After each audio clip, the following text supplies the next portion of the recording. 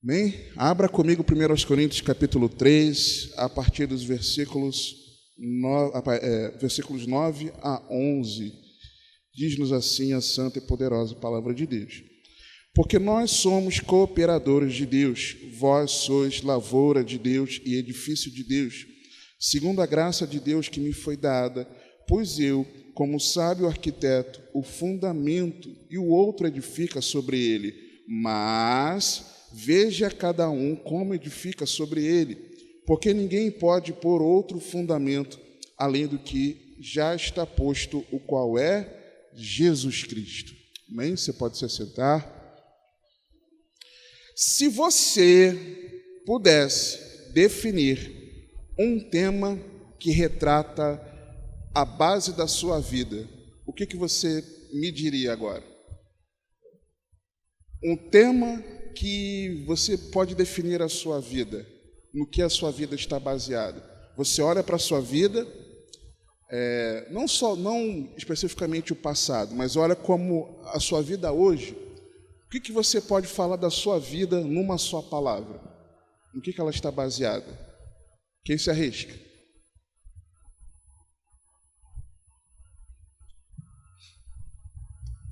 Pode falar. Fé. O que mais? Oi? Não ouvi. Deus. Fé, Deus. Oi? Gratidão? Gratidão. Amém. Nós vivemos um tempo em que a nossa sociedade, e nós fazemos parte da sociedade, tá, irmãos? Querendo ou não querendo, nós somos influenciados por ela e influenciamos também. Querendo você ou não, você e eu fazemos parte dessa sociedade. Essa sociedade, ela está marcada por uma busca sem limite, é uma busca desenfreada por informações. Você pode reparar que você e eu sempre estamos querendo nos alimentar de alguma informação, buscar uma informação, nos atualizarmos sobre algo. Tem coisa que nós não temos o menor conhecimento daquela área, aquela área de conhecimento não tem nada a ver com a gente, mas a gente quer saber um pouquinho para poder estar por dentro. E essa busca sem limites de informações, ela produz uma cultura baseada numa pós-verdade. O que é verdade na sociedade depende. Não é bem assim. A minha opinião, o que eu aprendi, a minha experiência, como eu enxergo, é assim. Por quê? Porque nós vivemos numa sociedade, nessa sociedade, somos influenciados por essas informações que nós absorvemos. E na prática, irmãos, isso fica evidente nas ideologias que tentam colocar lentes sobre os nossos olhos. A sociedade, ela tenta colocar lentes através das suas ideologias nos nossos olhos, nos dando uma visão distorcida do mundo, uma cosmovisão distorcida. Por vezes, nós ficamos impactados, impressionados com o que as pessoas ensinam. Caramba, você ouviu aquilo? Fulano está ensinando, meu Deus! Nós ficamos, o que as pessoas dizem, naquilo que as pessoas compartilham, aquilo que as pessoas defendem. Às vezes você não tem nada a ver com aquilo, mas, poxa, está todo mundo defendendo esse ponto de vista, eu vou defender também. Eu tenho que fazer parte do que todo mundo está defendendo, né? Militando sobre aquilo. Aquilo que as pessoas questionam. Tem coisa que é aquilo, ponto e acabou. Começaram a questionar aquilo, você nunca questionou. Aí você, será que é isso mesmo? Por que você questiona? Porque você vê o outro questionando. Não é porque isso foi gerado de dentro de você, mas aquilo veio através daquilo que você consumiu, daquilo que as pessoas combatem. Uma coisa é questionar, Outra coisa é combater. Tem gente que só discorda e questiona. Tem gente que combate, é veemente contra aquilo e até filosofam. Irmãos, eu fico irritado com filosofia. Assim, em que sentido, filosofia? É você não chegar ao ponto daquilo e você ficar filosofando, divagando. Eu não tenho paciência para isso. Não tenho. Tá, mas e aí? No que isso de prático se traz para o meu caminhar, para a minha vida? E aí, irmãos, inutilmente nós seguimos as doutrinas de homens, anulando a verdade da palavra de Deus. Por quê? Porque nós ficamos nos alimentando daquilo que não é a verdade. Abra comigo Mateus 15, 1 a 14. Evangelho de Jesus, segundo Mateus, capítulo 15, versos 1 a 14.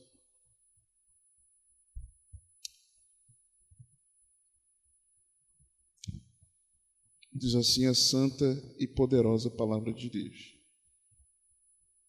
1 a 11, né? Perdão. Então chegaram a Jesus uns escribas e fariseus de Jerusalém, dizendo: por que transgridem os teus discípulos a tradição dos anciãos? Pois não lavam as mãos quando comem pão. Uma pausa aqui. É igual quando a sociedade começa a seguir uma forma de pensar e para a sociedade aquilo se transforma numa tradição. E porque isso se transforma numa tradição humana, quando você não segue essa tradição humana, você está errado. Como pode? Ué, eu tinha que seguir isso? É a mesma coisa. Ele, porém, respondendo, disse-lhes: por que transgredis vós também o mandamento de Deus pela vossa tradição? Porque Deus ordenou, dizendo: honra a teu pai e a tua mãe, e quem maldisser ao pai ou à mãe certamente morrerá. Mas vós dizeis: qualquer que disser ao pai ou à mãe, é oferta ao Senhor o que podemos aproveitar de mim, esse não precisa honrar nem a seu pai, nem a sua mãe. E assim invalidastes pela vossa tradição o mandamento de Deus. Uma pausa aqui. Muito a calhar no dia de hoje, em que a sociedade, por tradição, celebra o Dia dos Pais. Então, pensa em você deixar de honrar o seu pai, e aqui no texto também a mãe, porque você usa a desculpa de que aquilo que você tem, claro que o contexto aqui da oferta de Corbã é oferta mesmo, mas aquilo que você tem de tempo, de dedicação, de recursos materiais também, a você colocar em prol desse honrar pai e mãe, você diz que não pode, porque aquilo que você poderia dedicar a eles, você está dedicando a Deus. Então, estou dedicando a Deus, eu não posso dedicar a você. Por exemplo, na prática, não entendo, e respeito quem faz, não entendo que aquele que você deva deixar de participar dos cultos ao Senhor para você estar junto da família no almoço do Dia dos Pais. Não entendo assim. Respeito quem faz.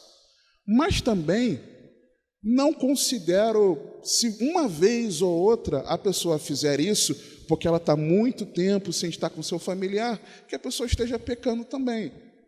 Uma vez ou outra, puxa, foi aquele dia, não estou com familiar há meses e só tenho aquele dia. Ok, não é pecado. Então, nós muitas vezes, a sociedade, ela tenta inverter a equação. Nós preferimos abrir mão daquilo que a Bíblia diz para nós, do que é a verdade, está revelado na palavra, para vivermos a tradição que nós simplesmente queremos viver e achamos que a sociedade vive é o correto.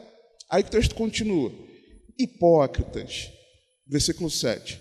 Bem profetizou Isaías a vosso respeito, dizendo: este povo se aproxima de mim com a sua boca e me honra com os seus lábios, mas o seu coração está longe de mim.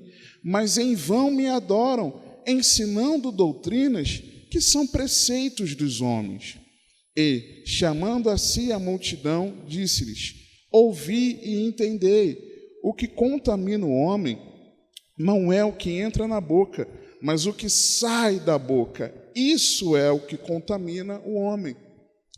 Então, nós fazemos, inutilmente nós seguimos a tradição dos homens, anulando aquilo que é a verdade da palavra.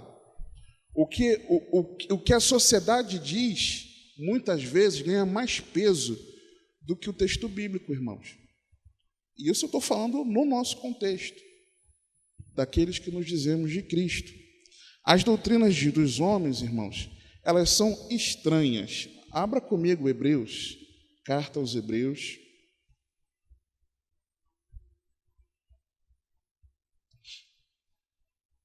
Capítulo 13, versos 8 e 9.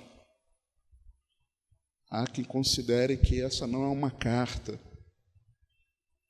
mas é uma pregação.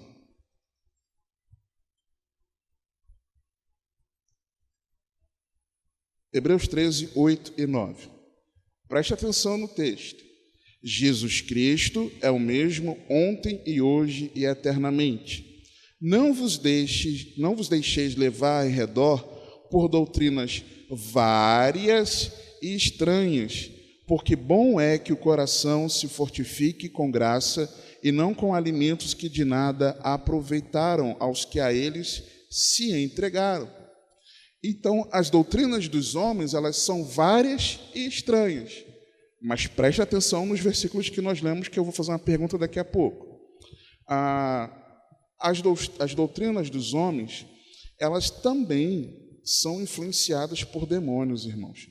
1 Timóteo, capítulo 3, versículos...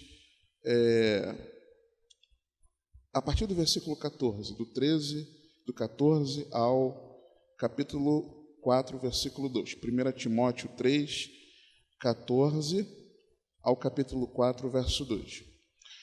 Escrevo-te estas coisas, esperando ir ver-te bem depressa. Mas, se tardar, para que saibas como convém andar na casa de Deus, que é a igreja do Deus vivo, e a coluna e firmeza da verdade. E se alguém duvida sem dúvida alguma, grande é o mistério da piedade. Deus se manifestou em carne, foi justificado no Espírito, visto dos anjos, pregado aos gentios, crido no mundo, recebido acima na glória. Presta atenção nisso que nós acabamos de ler.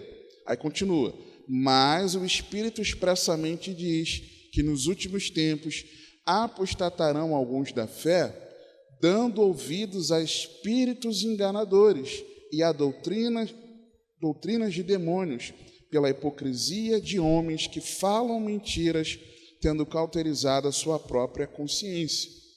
Então, além de serem estranhas, elas são influenciadas por demônios. E é interessante que o texto diz aqui que o Espírito Santo diz expressamente, de forma categórica, clara. Não é aquilo, eu estou com uma impressão no meu coração sobre algo, não. O Espírito Santo revelou claramente que nos últimos dias, nos últimos tempos, muitos abandonariam a fé, porque estão dando ouvido a doutrinas de demônios. As doutrinas dos homens, elas são apenas aparentes, irmãos. Colossenses, capítulo 2, versos 20 a 23. Carta aos Colossenses, capítulo 2, versos 20 a 23. Presta atenção no texto. Vou fazer uma pergunta sobre esses textos aqui. Se, pois, estáis mortos com Cristo, quanto aos rudimentos do mundo, por que vos carregam ainda de ordenanças, como se vivesseis no mundo, tais como: não toques, não proves, não manuseis, as quais coisas todas perecem pelo uso, segundo os preceitos e doutrinas dos homens, as quais têm, na verdade, alguma aparência de sabedoria, em devoção voluntária, humildade e em disciplina do corpo, mas não são de valor algum, senão para a satisfação da carne. As doutrinas dos homens são para satisfazer a carne. Doutrinas essas que têm uma aparência de sabedoria, elas são apenas aparentes. As doutrinas dos homens, elas são enganosas filosofias. Ainda no capítulo 2, versos 6 a 8. Como, pois, recebestes, presta atenção no texto, vou fazer a pergunta daqui a pouco. Como, pois, recebestes o Senhor Jesus Cristo, assim também andai nele, enraizados e edificados nele, e confirmados na fé, assim como fostes ensinados, nela abundando em ação de graças. Tende cuidado, para que ninguém vos faça presa sua, por meio de filosofias e vãs sutilezas, segundo a tradição dos homens, segundo os rudimentos do mundo, e não segundo Cristo. Nesses textos que eu acabei de ler, nas cartas, nós lemos que as doutrinas de homens, elas são estranhas, vimos em Hebreus. Nós vimos que as doutrinas de homens são influenciadas por demônios, 1 Timóteo. Vimos que elas são apenas aparentes, aqui Colossenses 2. E vimos também que elas são enganosas filosofias, no mesmo capítulo. O que nós encontramos em todos estes textos, Hebreus 13, versos 8 e 9, 1 Timóteo 3, versos 14 ao capítulo 4, versículo 2, Colossenses 2, 20 a 23 e Colossenses 2, de 6 a 8. O que nós encontramos de comum, que se opõe às doutrinas dos homens? O que nós enxergamos nesses textos das cartas, que está escrito lá em todas as cartas, esses textos que nós lemos, e que se opõe à doutrina dos homens? Quem se arrisca? Oi? Os ensinamentos de Cristo. Perfeito, Zezé. Oi? Exato. Por quê? Porque ser livre dessas doutrinas de homens é estar fundamentado em Jesus Cristo. Olha o que o texto nos diz aqui no versículos 6 e 7. Como, pois, recebestes o Senhor Jesus Cristo, assim também andai nele, enraizados e edificados, fundamentados nele e confirmados na fé, assim como fostes ensinados, nela abundando em ação de graças. É exatamente isso. Jesus Cristo é o nosso fundamento. A pergunta que eu fiz lá no início, no que a nossa vida está baseada? Aí alguns irmãos, alguém falou fé, palavra de Deus e gratidão, não foi isso? Mas a nossa vida, tudo isso é válido. E a nossa vida precisa estar baseada, fundamentada na pessoa de Jesus Cristo. Jesus precisa ser o nosso fundamento. Jesus é a verdade na qual você e eu devemos edificar, construir a nossa vida, irmãos. E é exatamente isso que nós enxergamos no texto inicial, 1 Coríntios 3, versículo 11. Porque ninguém pode pôr outro fundamento, além do que já está posto, qual é? Jesus Cristo. E estar fundamentado em Jesus é importante, por quê, irmãos? Mateus 7, 21 a 27. Mateus 7, 21 a 27.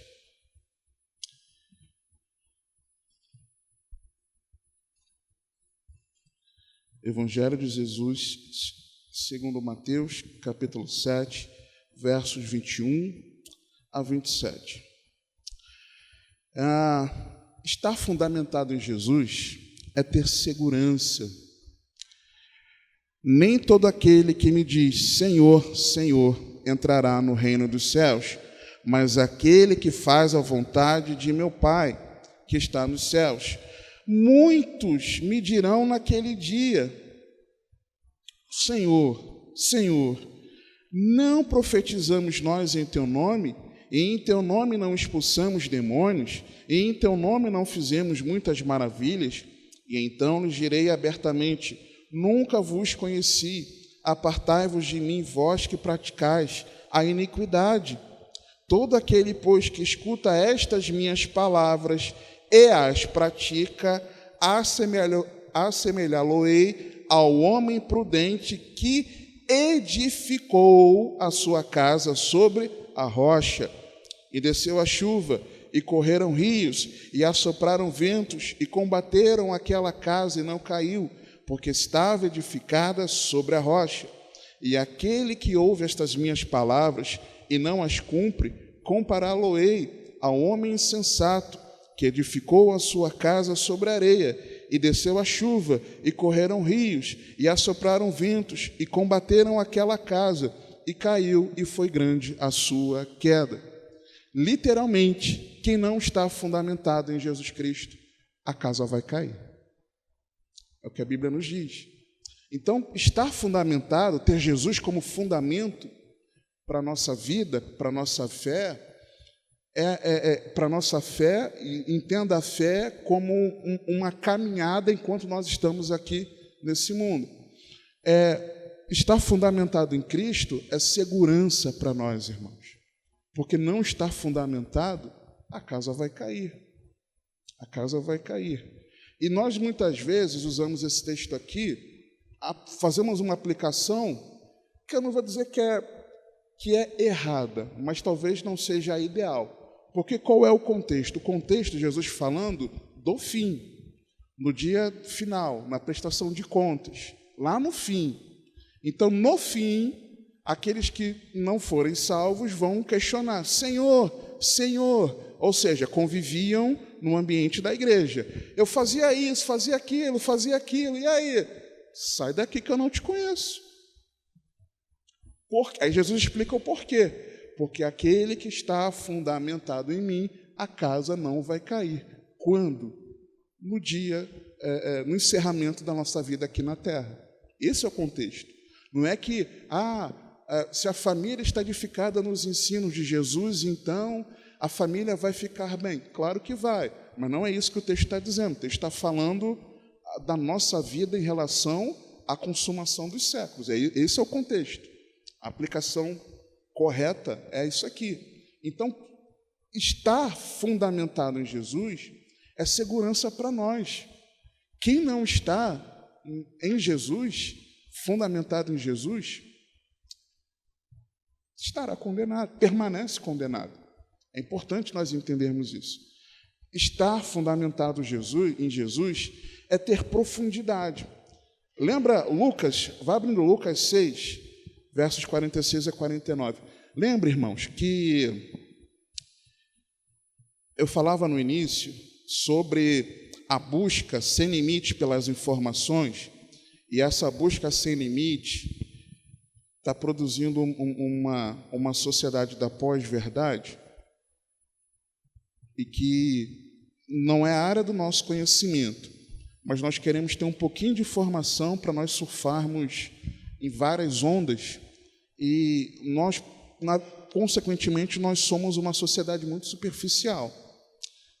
E também, no nosso contexto de igreja, muitos de nós ainda somos superficiais. Lucas 6, 46 a 49. E por que me chamais, um paralelo daquele texto de Mateus, e por que me chamais Senhor, Senhor, e não fazeis o que eu digo?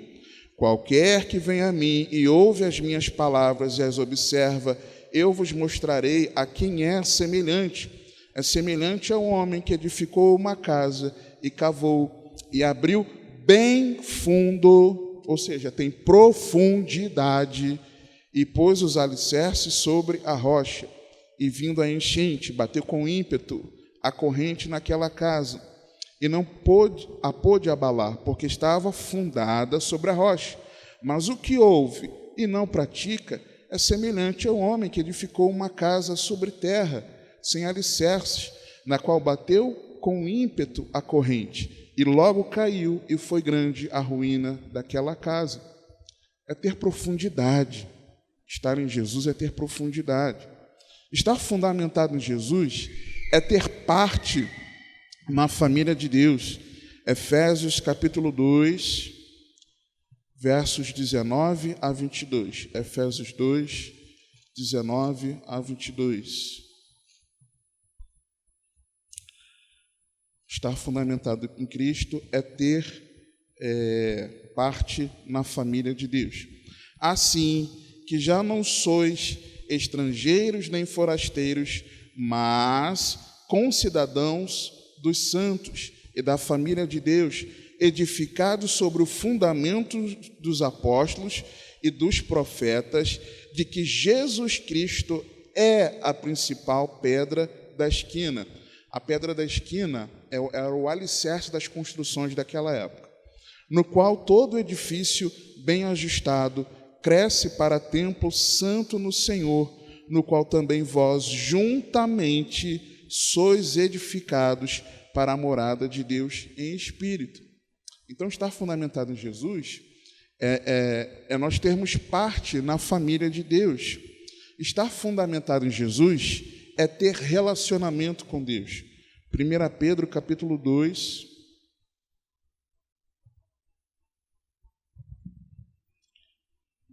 diz assim: deixando, pois, toda a malícia e todo o engano e fingimentos e invejas e todas as murmurações, desejai afetuosamente como meninos novamente nascidos o leite racional, não falsificado, para que por ele vades crescendo, se é que já provastes que o Senhor é benigno.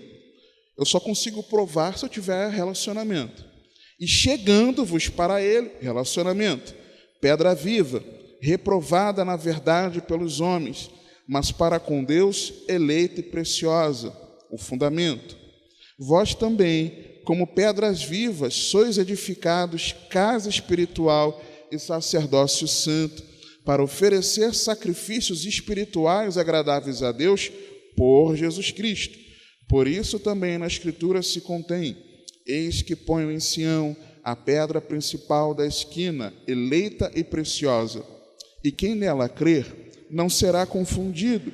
E assim para vós os que credes é preciosa, mas para os rebeldes a pedra que os edificadores reprovaram, essa foi a principal da esquina, e uma pedra de tropeço e rocha de escândalo para aqueles que tropeçam na palavra, sendo desobedientes para o que também foram destinados. Então, nesse contexto aqui, dos versos 1 a 8, Pedro está falando da importância do crescimento espiritual, do avanço na fé,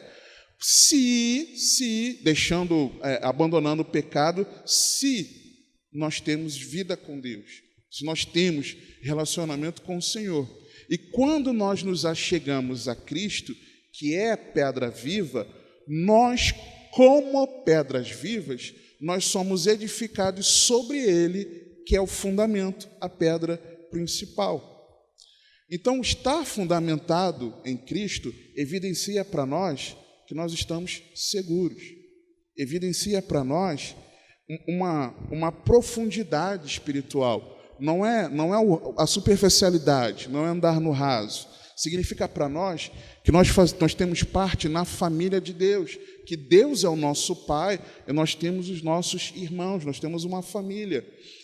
E significa também que nós temos um relacionamento com Ele, com o Senhor. E esse fundamento, irmãos, é a própria palavra de Deus. É a própria palavra de Deus. Uma vez que Cristo é o Verbo que se fez carne, não é possível receber Jesus e, ao mesmo tempo, rejeitar as Escrituras que revelam quem Ele é, que nos revelam a seu respeito.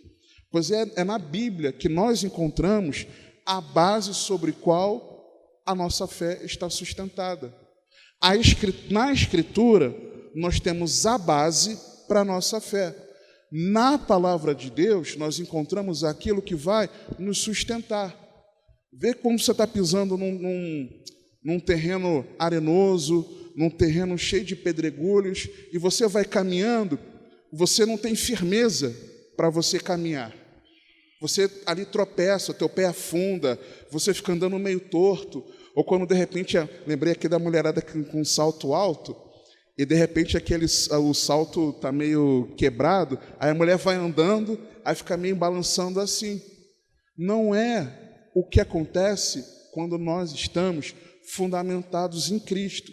Quando nós estamos fundamentados em Cristo, fundamentados na palavra de Deus, nós temos firmeza no chão onde nós estamos pisando. Você sabe onde você está pisando.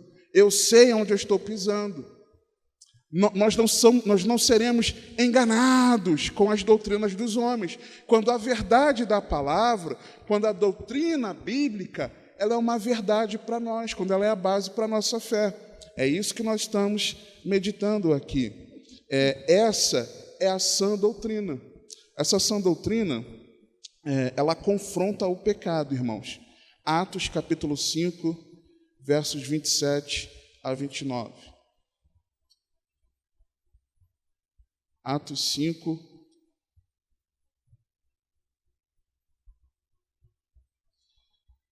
e o desespero do irmão que esqueceu em que ordem na Bíblia está o livro de Atos. Pensa nisso.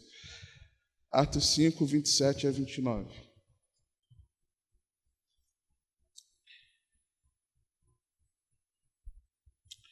E trazendo-os, os apresentaram ao conselho, e o sumo sacerdote os interrogou, dizendo: não vos admoestamos nós expressamente que não ensinasseis nesse nome? E eis que enchestes Jerusalém dessa vossa doutrina, e quereis lançar sobre nós o sangue desse homem. Porém, respondendo Pedro e os apóstolos disseram: mais importa obedecer a Deus do que aos homens. O que estava acontecendo aqui? Os apóstolos pregando Jesus, ensinando a doutrina de Cristo, pregando o Evangelho. Os sacerdotes, desesperados, porque essa doutrina que eles estavam ensinando estava chacoalhando o coração deles. Eles falam aqui claramente, versículo 28, na parte B: e eis que encheste Jerusalém dessa vossa doutrina, esse ensino aí, esse fundamento aí, e quereis lançar sobre nós o sangue desse homem. Ou seja, o ensino dos apóstolos estava confrontando o pecado. A doutrina bíblica, cristã, ela confronta o nosso pecado, irmãos. Incomoda. A sã doutrina, ela incomoda. Ouvir a verdade da palavra, ouvir que você é orgulhoso, aprender que você tem que ser humilde, naquela situação que você acha que está com a razão, te incomoda praticar aquilo. A sã doutrina, ela confronta o nosso pecado. Essa sã doutrina, ela encontra resistências, consequentemente. Romanos, capítulo 16. Romanos 16, 17 e 18. E rogo-vos, irmãos, que noteis os que promovem dissensões e escândalos, tropeços, né? Contra a doutrina que aprendestes, desviai-vos deles, porque os tais não servem a nosso Senhor Jesus Cristo, mas ao seu ventre, e com suaves palavras e lisonjas enganam os corações dos simples. A Bíblia diz a verdade. Você quer viver a verdade. Mas vem aquela pessoa que diz: não é bem assim, não. Não. Está errado. Aí, com uma suavidade, né, no colocar das palavras, tenta enganar aquele que está ingênuo, que está simples ali na situação. Essa sã doutrina é a única edificante. 1 Timóteo, capítulo 1, versos 3 e 4. 1 Timóteo 1, versos 3 e 4. É a única edificante. Por quê, irmãos? Olha o que a Bíblia nos diz. Versos 3 e 4.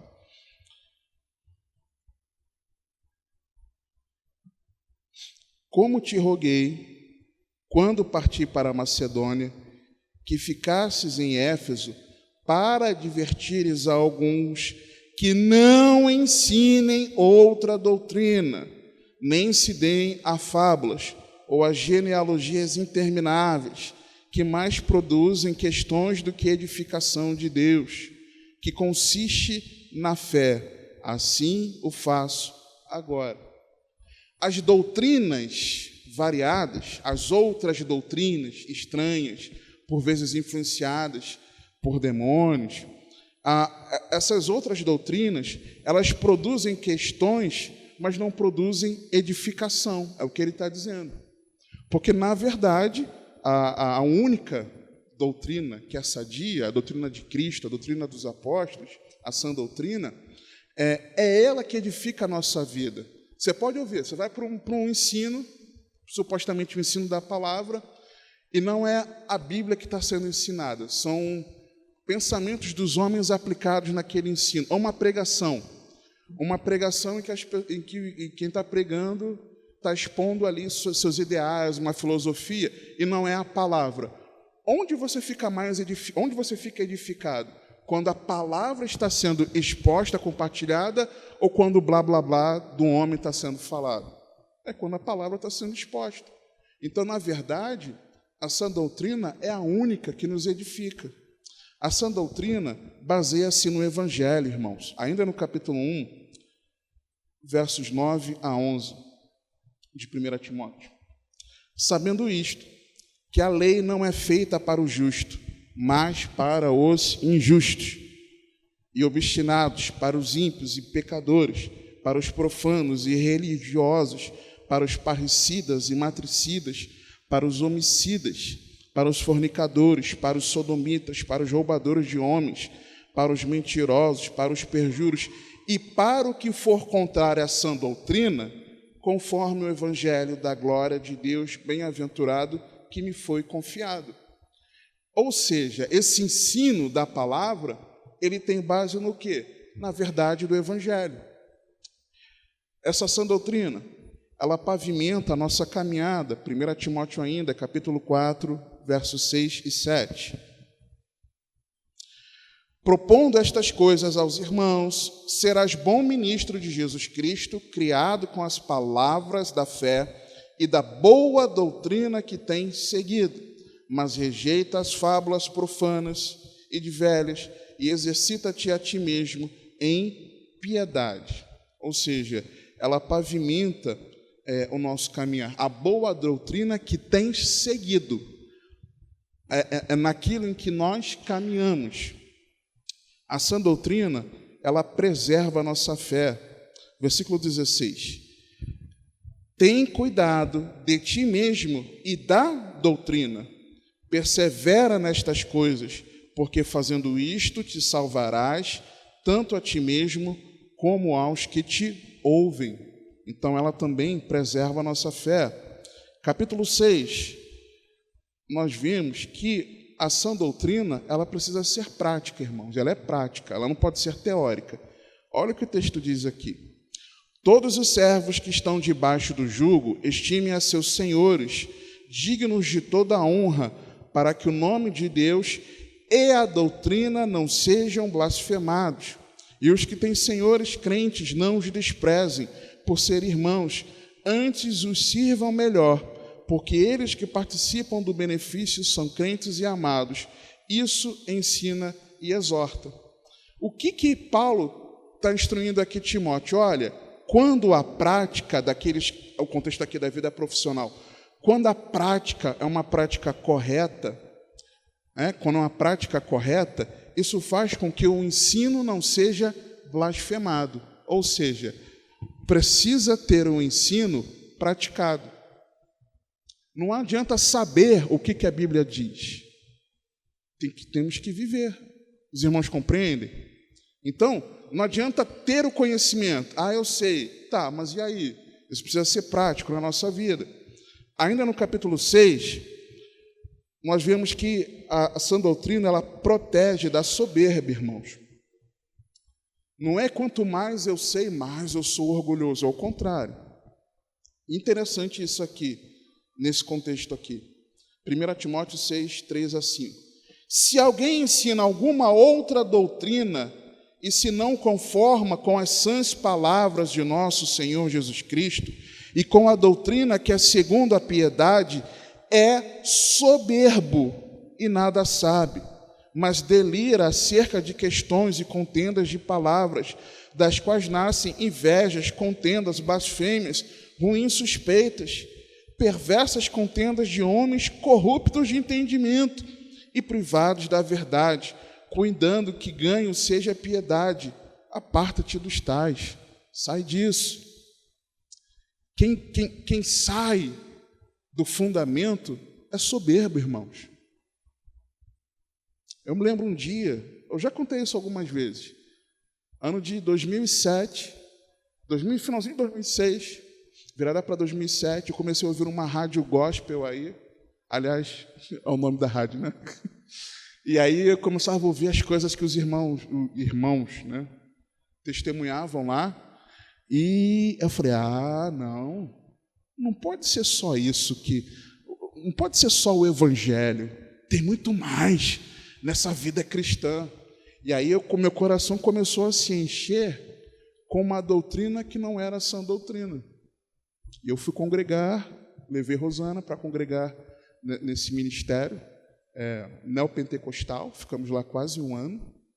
Tem coisas boas? Tem. Por exemplo, antigamente, o ministério de louvor era uma benção. Você conhece muitas canções, algumas nós cantamos aqui, inclusive. Uma delas cantamos domingo passado, se eu não me engano. Então, tem muitas coisas boas, mas quando você vai além, isso é soberba, irmãos. Isso é soberba. O texto é claro aqui em dizer. A sã doutrina também, ela combate as ilusões, irmãos. 2 Timóteo, capítulo 4, versos 1 a 5. 2 Timóteo, epístola seguinte, capítulo 4, versos 1 a 5. Conjuro-te, pois, diante de Deus e do Senhor Jesus Cristo, que há de julgar os vivos e os mortos na sua vinda e no seu reino, que pregues a palavra, instes a tempo e fora de tempo, corrijas, repreendas, exortes com toda a longanimidade e doutrina, porque virá tempo em que não suportarão a sã doutrina, mas tendo coceira nos ouvidos, amontoarão para si doutores conforme as suas próprias concupiscências, e desviarão os ouvidos da verdade, voltando às fábulas. Mas tu, sê sóbrio em tudo, sofre as aflições, faze a obra de um evangelista, cumpre o teu ministério. Tem muitos ensinamentos aqui, mas o foco para a nossa meditação aqui é de que enquanto as pessoas procuram ensinamentos que ficam iludindo o coração, levando para um imaginário aqui para essa terra, para uma conquista aqui terrena, para um avanço aqui nessa vida, a sã doutrina, ela combate, irmãos, ela combate essas ilusões. É que Paulo está falando. Enquanto alguns vão amontoar para eles esses ensinos, fica na sã doutrina, prega a verdade, prega o evangelho, seja firme, perseverante nesse ministério. E também, irmãos, a sã doutrina, ela sustenta o nosso crescimento espiritual. Hebreus, capítulo 6, versos 1 a 3. Por isso, deixando os rudimentos da doutrina de Cristo, prossigamos até a perfeição, não lançando de novo o fundamento do arrependimento de obras mortas e de fé em Deus. Quando o texto fala aqui, deixando os rudimentos, logo no início, né? Deixando os rudimentos, não é rudimento no sentido de grosseiro, né? Rudimentar, mas é no sentido de ser o básico, né? Nesse sentido.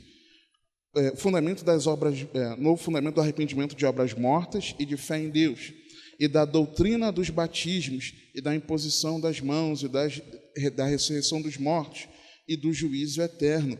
E isto faremos se Deus o permitir. Ou seja, tem que avançar, tem que ter um crescimento.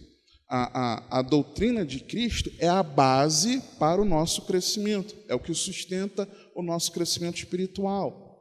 Não adianta, irmãos. Por que Deus nos repete tem repetido as mesmas coisas para a gente? O que você acha?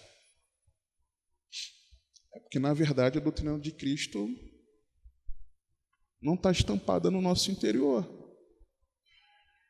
Porque, senão, nós estaríamos prosseguindo em crescimento a outras verdades que a Bíblia nos revela. Outra, a sã doutrina mantém a comunhão com Deus. Por meio dela, nós mantemos a comunhão com Deus. O último texto que nós vamos ler, 2 João, capítulo 1, versos 8 a 11. 2 João, capítulo 1, versos 2 João, versos 8 a 11. Não tem nada de capítulo 1, não. Olhai por vós mesmos, para que não percamos o que temos ganho, antes recebamos um inteiro galardão. Todo aquele que prevarica, ou seja, todo aquele que vai além e não persevera na doutrina de Cristo, não tem a Deus. Leu isso comigo? Quem vai além e não persevera na doutrina de Cristo, não tem a Deus. Se você ou eu não estamos fundamentados em Cristo, nós não temos comunhão com Deus, irmãos. A Bíblia está dizendo. Quem persevera na doutrina de Cristo, esse tem tanto ao Pai como ao Filho. Se alguém vier ter convosco e não traz esta doutrina, e aí é o contexto daquele que ensina, não o recebais em casa, nem tampouco o saudeis, porque quem o saúda tem parte nas suas más obras. E qual é o problema, irmãos? Muitos de nós temos recebido esses que prevaricam e não perseveram na doutrina de Cristo, recebendo-os em nossa casa. Como? Quando você consome aquele ensino bíblico, aquela pregação, que você sabe que é estranho ao alimento que você aprende aqui. Você sabe disso. Você sabe disso. Você está recebendo na sua casa um alimento que você sabe que é contrário àquilo que você recebe aqui. E por você fazer isso, você está tendo parte nas suas más obras. Assim diz o Senhor. Assim diz o Senhor. E aí, irmãos, esse fundamento, que é Cristo, ele se desdobra em grandes verdades que claramente nós enxergamos aqui na palavra de Deus. Quando essas verdades estão reunidas, quando essas verdades elas estão organizadas em tópicos que são muito importantes, esses fatos nos apresentam uma correta visão de mundo. Quando nós conseguimos, eu não gosto dessa palavra, mas quando nós sistematizamos, organizamos esses ensinos, nós conseguimos enxergar o mundo da maneira correta, segundo a perspectiva de Deus. Nós passamos a enxergar com a visão de mundo, a cosmovisão bíblica, e não segundo a perspectiva que a cultura e a sociedade tentam impor a todos. Corrigir a nossa cosmovisão nos leva a compreender a importância da prática dos ensinos de Cristo, partindo sempre da premissa, e é um princípio bíblico do nosso ministério, que a Escritura com a Escritura se interpreta. Você sabe disso. Então, nós veremos a seguir, ao longo aqui dos nossos próximos encontros na escola bíblica, as verdades fundamentais da fé com a Bíblia, explicando e concordando com a própria Bíblia. Examinando textos bíblicos, que nós vamos ver aqui, nós confirmaremos a veracidade das doutrinas que claramente elas se revelam nas Escrituras e que nós passaremos a meditar, se assim o Senhor nos permitir. Que verdades são essas? Que tópicos são esses da doutrina bíblica cristã? Nós vamos ver aqui sobre Deus, o Pai, o Filho, o Espírito Santo, a Bíblia, o pecado, a humanidade, a salvação, a cruz, a conversão, a igreja, o reino de Deus, os anjos, o diabo, a segunda vinda de Cristo, a ressurreição, o arrebatamento e o juízo final. Fundamentos da fé. Nós chamamos isso de doutrina bíblica cristã, e tudo aquilo que nós vamos meditar, você tem essa informação lá no site da nossa igreja. Os antigos discipuladores, é aquele conteúdo nosso antigo do manual do discipulado, só que com algumas melhorias que o pastor Alan fez. É sobre isso que nós estaremos meditando, sobre a doutrina bíblica cristã. Amém? Vamos orar? Pai Santo, obrigado pelo ensino da Tua palavra, obrigado pelo Teu grande amor revelado em Cristo Jesus. Obrigado porque o Senhor quer, Senhor. Eu sinto isso, Senhor, no meu coração, entendo isso vindo de Ti, que o Senhor quer, Senhor, nos preservar, Senhor, com a base na Tua palavra. Nos ajuda, Senhor, a compreendermos o que o Senhor fala conosco, não darmos ouvidos às doutrinas várias, estranhas, influenciadas por demônios, vazias, Senhor, aparentes, que afastam o nosso coração da Tua palavra, Senhor. Que os nossos corações estejam abertos, que a nossa mente esteja focada, atenta, Senhor. Que nos coloquemos, ó Pai, humilhados diante da Tua palavra, Senhor. Que as convicções distorcidas que têm alimentado o nosso coração, ou até que alimentaram no passado, mas ainda não nos livramos delas, Senhor, por favor, nos ajuda, Senhor, a nós abrirmos mão, lançarmos fora, mas que a Tua palavra, Pai, habite ricamente em nós, que a Tua palavra jorre, Senhor, no nosso interior, para que, firmados na Tua palavra, Senhor, nós sejamos cheios de Ti, Senhor. Nós Te pedimos, nos ajuda a permanecermos fundamentados em Cristo Jesus. Assim nós oramos, Pai, no nome do Senhor Jesus.